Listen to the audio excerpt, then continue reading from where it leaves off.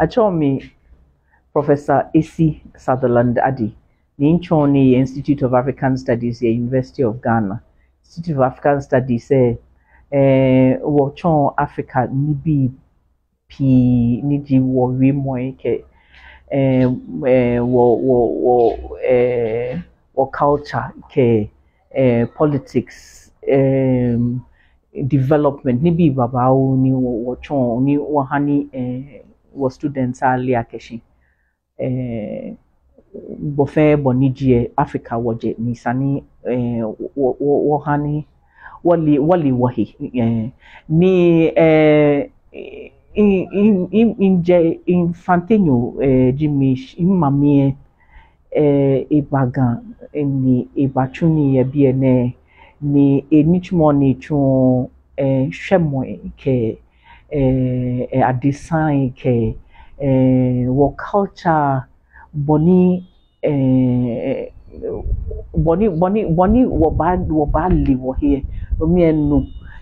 efio ni no me ekegbe bi chon ni wa de nche ni noko ni chon wo je akeshi sani wona bule wo ha culture mi ni wo yo ewo ni bi komani no me efio ji ya ni abo ni bi atwe tomo adesa ne ke inu no me nu gajogba shi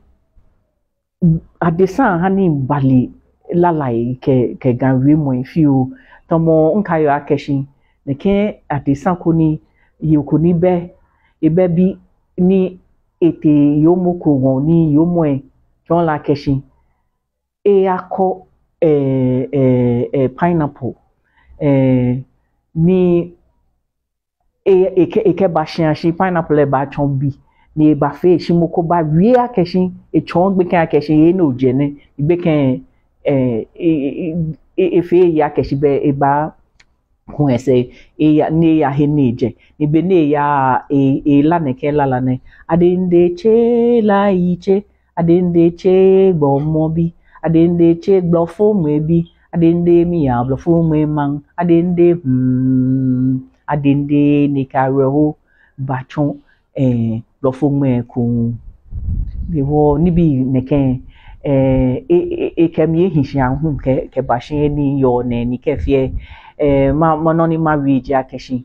nye chwa nye biye neken ma kusun ke neken ma la like a design ne shi amebanye na me kase ni bp ye mini amekeba live my life amekeba chon eba chon ame boni ahiyan shijugba eko nwe ni mbada taflache nke nwu ni nke hishen no mie eje adabraka ni actually Andrews near the lawyer ni bla hewo kefie no mie ya shia no mie haji yejeme no mie ahon quickly hewo kefie ya tashi ni nko obo na fiole hewo nkede bahishi bi sang ni ma no ni ma wi je akeshi nye kwa nye culture jugban